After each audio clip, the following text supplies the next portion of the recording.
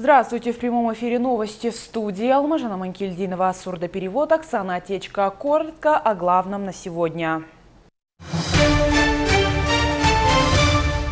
Успешное село, успешный Казахстан. Строительство новых объектов, ремонт и благоустройство в селах обсудили на аппаратном совещании с участием акима области.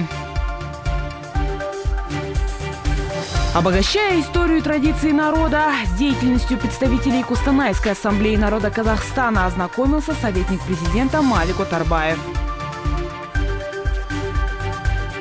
Угроза пожаров. Огнеборцы бьют тревогу и просят жителей региона не создавать опасных ситуаций. Последствия могут быть колоссальными.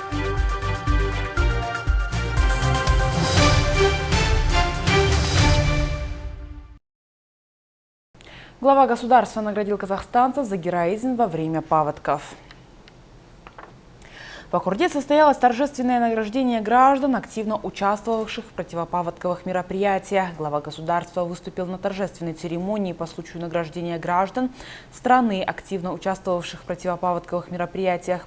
В начале своего выступления президент отметил, что стихийное бедствие этого года стало одним из самых разрушительных в истории нашей страны. В 10 регионах Казахстана было введено чрезвычайное положение. По всей стране было повреждено более 19 тысяч жилых домов. В борьбе с наводнениями приняли участие более 63 тысяч сотрудников силовых структур. В ходе спасательных операций было эвакуировано более 120 тысяч человек, в том числе 40 тысяч детей. Глава государства выразил признательность родителям школьницы из города Кентау Гаухар Шеймерден, которая направила все свои сбережения жителям Кульсара. Также он отметил вклад жительниц Атырауской области 90-летней Орыншет Токтыбак-кызы и Алии Дусмухановой. Далее президент Казахстана поблагодарил братские государства, международные компании и организации за предоставленную помощь. Касым-Жомарт Токаев высоко оценил усилия волонтеров и назвал их героями нашего времени, воплощением подлинного патриотизма и ответственного гражданства. Президент напомнил, что людям, оставшимся без жилья, были выделены средства на строительство домов за счет фонда «Казахстан Халкна». Всего будет построено более 2000 жилых домов и отремонтировано около 10 тысяч. В заключение Касым-Жомарт Токаев выразил искреннюю признательность всем гражданам, участвовавшим в ликвидации последствий стихийного бедствия. Президент Касым-Жомарт Токаев встретился с председателем комиссии по наркотической политике стран Восточной и Центральной Европы и Центральной Азии. В ходе встречи были обсуждены вопросы взаимодействия с комиссией по обмену информацией, популяризации лучшей практики и полезного опыта в борьбе с распространением наркомании и наркобизнеса. В свою очередь Александр Квасневский рассказал о новых программах и мерах, направленных на повышение эффективности антинаркотической политики. Собеседники договорились продолжить совместную работу по профилактике наркозависимости и борьбе с незаконным распространением наркотиков.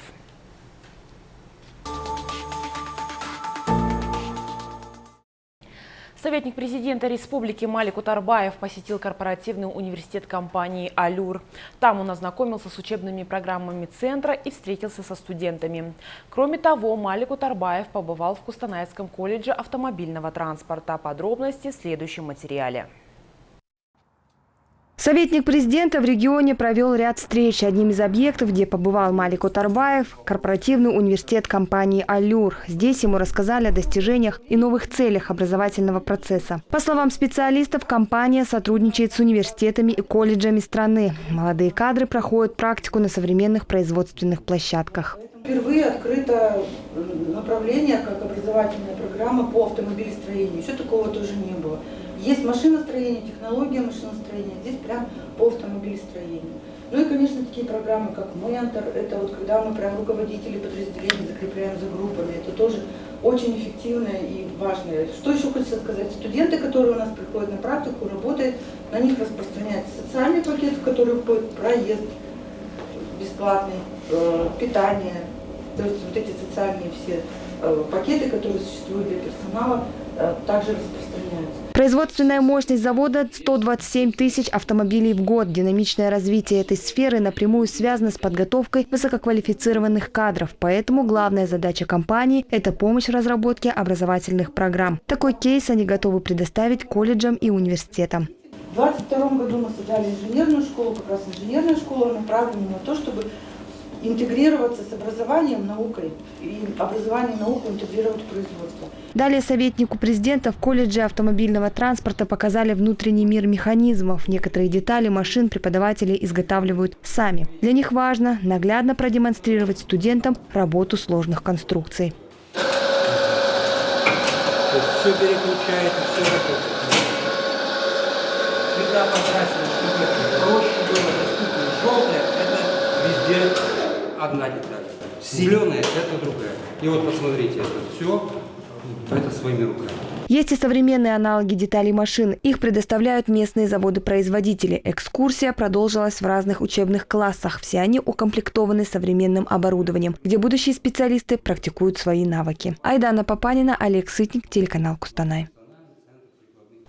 Рабочая поездка советника президента республики в Кустанайскую область продолжается. Во второй день своего визита в регион Малик Утарбаев встретился с членами Ассамблеи народа Казахстана. Какие вопросы поднимались в ходе мероприятия, расскажем в следующем материале.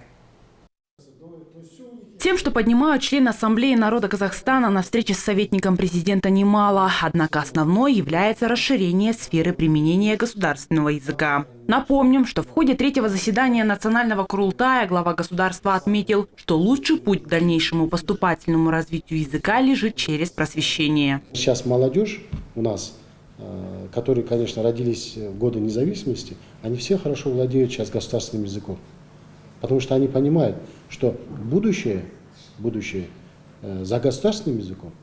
Сейчас мир меняется, как вы видите. И поэтому нас радует, что вот молодежь особенно, ну и, конечно, все наши аксакалы тоже придают большую важность и значение к развитию государственного языка, особенно в Кустанайской области. Екатерина Гедзур – яркий пример того, каким должен быть настоящий патриот своей страны. Казахский язык активистка начала изучать еще в детстве. Сегодня владеет им в совершенстве, а также вносит вклад в расширение сферы применения государственного языка в регионе. 33 адам офлайн. В стенах нашей областной ассамблеи действует разговорный клуб. Среди слушателей 33 человека участвуют в офлайн, более 18 тысяч в онлайн-формате. Все с интересом изучают казахский язык. Если говорить о себе, то я стараюсь прививать своим ученикам любовь к нашему государственному языку. Родители детей разных национальностей просят о том, чтобы я обучала их чад. Еще одним важным моментом, на котором остановился советник президента, разъясняя основные задачи, поставленные главой государства на третьем заседании Национального Курултая, стало сохранение истории и культурного наследия страны. Как вам известно, и президент Национального Курултая тоже озвучил, что на сегодняшний день, в этом году, мы отмечаем 800-летие Улуса Джучи, то есть страны Золотой Орды, да, которая основывала Золотую Орду, потому что мы тоже понимаем, что историческая эпоха Золотая Орда, она на самом деле имеет очень большое значение. И, конечно, на сегодняшний день тоже имеет большое значение для нас. Потому что в Золотой Орде тоже очень много было улусов, то есть этнических групп. Но была единая страна, которая жила в мире и процветании. И имела, на самом деле, так сказать, успешный опыт государственности. Поэтому и президент придает большое значение к истории Золотой Орды. Да, история Казахстана, она не ограничивается только с этой эпохой.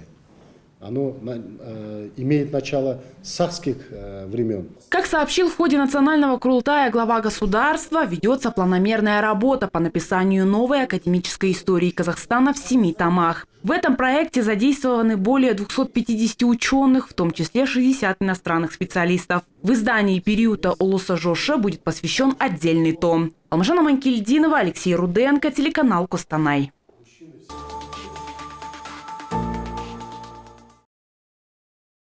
Успешное село – успешный Казахстан. В Кустанайской области особое внимание уделяют развитию сельских территорий. Например, в этом году в планах отремонтировать 1200 километров дорог. Этот вопрос сегодня обсудили на расширенном заседании с участием акимов всех уровней. Расскажем подробнее. На большом совещании с участием акимов всех уровней говорят о развитии сел. Финансирование ежегодно увеличивается, ремонтируют дороги, строят социальные объекты, обеспечивают население питьевой водой. В этом году в Костанайской области 15 сел будет охвачено централизованным водоснабжением. В прошлом на реализацию 53 объектов было выделено почти 15 миллиардов тенге. В 2024 году на реализацию 55 проектов выделено 12 миллиардов 400 миллионов тенге. 15 сел будут обеспечены централизованным водоснабжением, 36 сел – комплекс-блок модулями и пунктами привозной воды. В 6 селах будет улучшено водоснабжение. По итогам года 90% сельского населения будут иметь доступ к услугам водоснабжения. Улично-дорожная сеть сел состоит из более 4500 улиц общей протяженностью около 4000 километров. За счет выделенных в 2023 году 1 300 миллионов тенге были установлены более 8000 светильников, 1278 опор, что позволило за год увеличить уровень освещенности улично-дорожной сети с 57,8% почти до 82%. В этом году данный показатель планируется увеличить до 90%. На установку 9820 светильников и 1107 опор из областного бюджета выделено 1 300 миллионов тенге. На ремонт местных дорог в 2023 году было направлено 39,5 миллиардов тенге.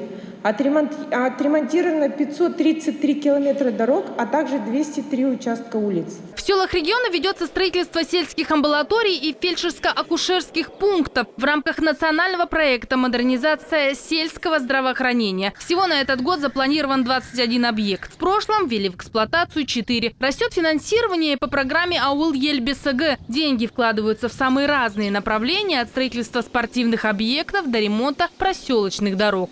В текущем году бюджет автодорожной отрасли составляет более 56 миллиардов тенге с ростом на 42%. Данные меры позволят отремонтировать более 1200 километров дорог и 371 участок улиц. В результате доля автодорог, находящихся в хорошем и удовлетворительном состоянии, будет увеличена с 87 до 91%. Аким области Кумар Аксакалов скажет, немалая ответственность за внешний облик и развитие села лежит на сельхозтоваропроизводителях. Ежегодно они тратят миллионы тенге на восстановление инфраструктуры и ремонт. Но далеко не все. В текущем году данная работа также должна быть организована.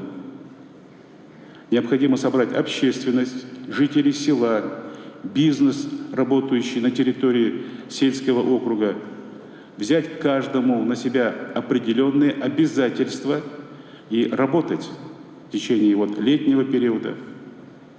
К осени мы подведем соответствующие итоги по каждому селу. На совещании затронули вопрос касаемо ветхого жилья и несанкционированных свалок на территории сельской местности. Эти проблемы стоят особенно остро.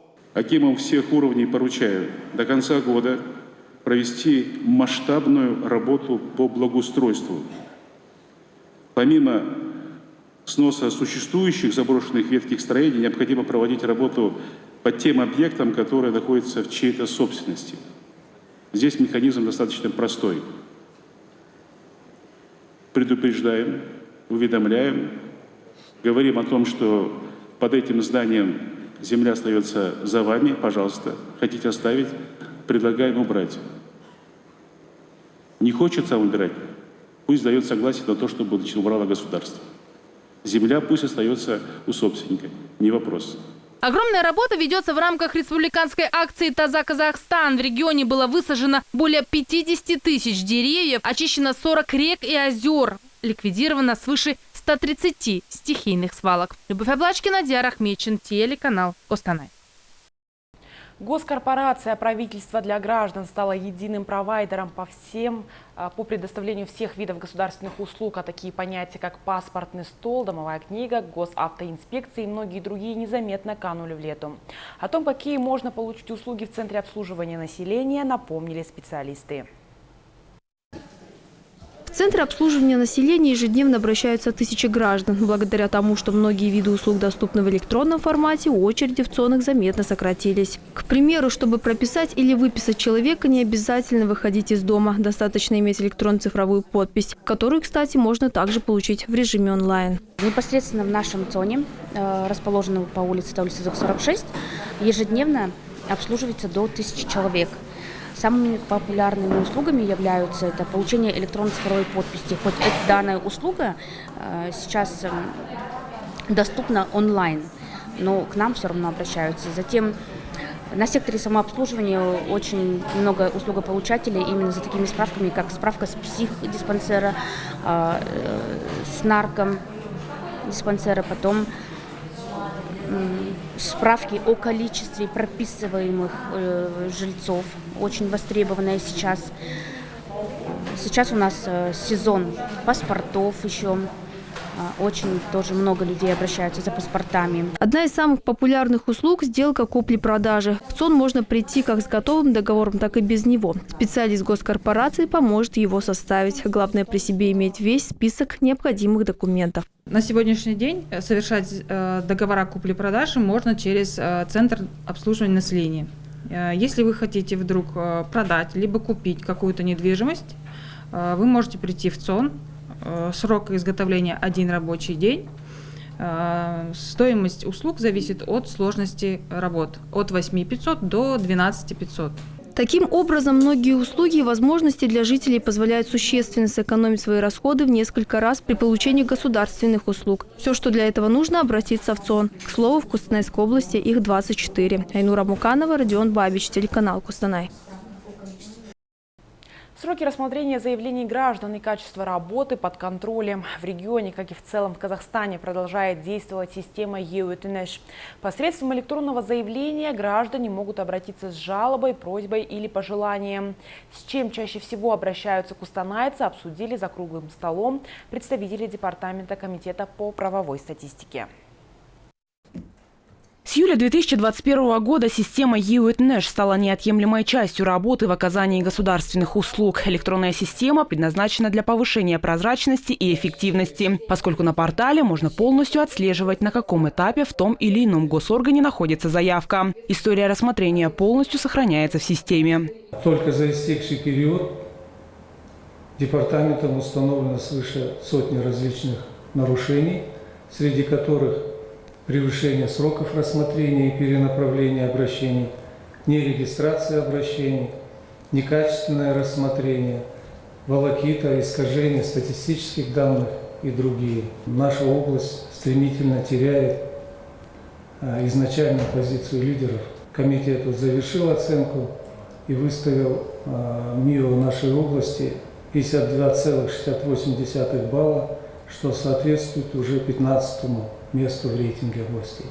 Несмотря на длительное рассмотрение заявок, количество обращений в административные органы нашей области значительно увеличилось. За 5 месяцев текущего года поступило почти 55 тысяч обращений, что на 30% больше, чем в прошлом году. Из них было рассмотрено порядка 42 тысяч обращений. Мы проводили анализ обращений за 5 месяцев текущего года и обратили внимание, что в апреле у нас всплеск, то есть рост обращений, но это связано с тем, что у нас были серьезные ситуации по паводку.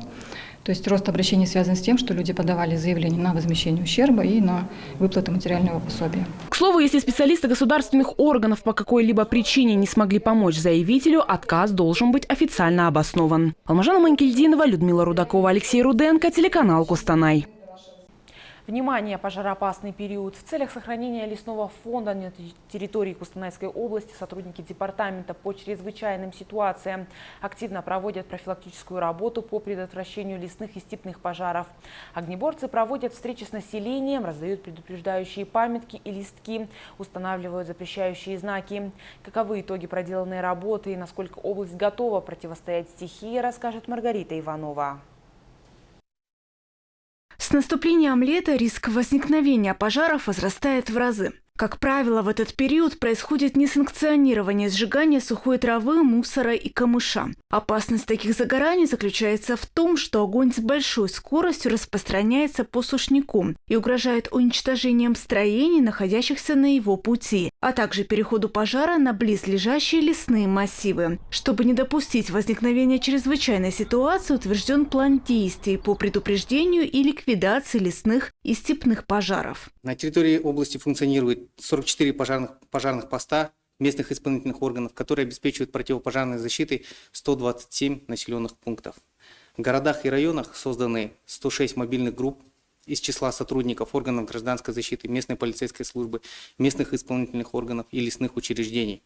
Данные мобильные группы осуществляют патрулирование лесных и степных массивов с целью предупреждения нарушений требований и правил пожарной безопасности в лесах и лесостепной зоне, а также в населенных пунктах. По результатам работы данных мобильных групп на сегодняшний день к административной ответственности за нарушение требований и правил пожарной безопасности как в населенных пунктах, так и в лесостепных массивах к административной ответственности привлечено более 140 человек на общую сумму порядка 1,8 миллиона тенге. Большинство загораний возникает из-за человеческого фактора, в том числе из-за несоблюдения установленных правил пожарной безопасности. Это оставление без присмотра костра, непотушенной сигареты или случайно брошенной спички. Остановить огонь – дело нелегкое. Бросить вызов стихии готовы свыше 1000 человек. Для ликвидации возможных лесных и степных пожаров у нас предусмотрена общая группировка сил и средств органов гражданской защиты. Ее общая численность превышает 1000 человек. Сюда входят все службы гражданской защиты, то есть это уже и местные исполнительные органы, и организации, и другие. Их готовность к реагированию была проверена в рамках учений, республиканских командно-штабных учений, которые проводились на территории Карагайского лесничества Алтынсаринского района. Туда было привлечено порядка 200 человек формирований и около 70 единиц техники. И непосредственно группировка сил и средств ДЧС Костанайской области численностью 168 человек и 34 единицы техники, подготовленной к возможному реагированию на природные пожары. Всего с начала года на территории области зарегистрировано 280 пожаров. Цифра в 1,5 раза ниже прошлогоднего периода. Значительного снижения удалось достичь благодаря проведенным мероприятиям. Работа в этом направлении будет продолжена и впредь, утверждают специалисты. Маргарита Иванова, Олег Сытник, телеканал Костанай. 3 вандалов задержаны в Аркалыке Костанайской области. О правонарушении местная жительница сообщила в Инстаграм департамента полиции. Она зафиксировала на видео, как 3 неизвестных рисовали черным маркером на сцене городской центральной площади. Женщина сделала замечание, но молодые люди на него никак не отреагировали и продолжали рисовать. После сообщения полицейскими был организован розыск правонарушителей, которых установили по записям с камер видеонаблюдения. Нанесение на стены зданий, домов и сооружений различного рода надписей и рисунков относится к проявлениям хулиганства и вандализма, отметили в местном отделе полиции. По факту мелкого хулиганства в отношении 3 возбуждены административные производства. Каждому назначен административный штраф по 73 тысячам тенге. Полицейские призывают граждан соблюдать закон и порядок. Уволить в запас по истечении срока воинской службы. Десятки военнослужащих пополнили ряды запаса. Молодых бойцов поблагодарили за службу, организовав праздничный концерт. Торжественный концерт в Доме культуры «Мирас» посвящен тем, кто прошел службу и уходит в запас. В зале звучат военные песни, а командиры произносят напутственные слова. В течение года они несли службу по охране правопорядка в нашей области. В прошлом году ребята были призваны из разных регионов страны. Армия стала для них школой жизни. За добросовестное выполнение служебно-боевых задач многие были поощрены грамотами, благодарственными письмами.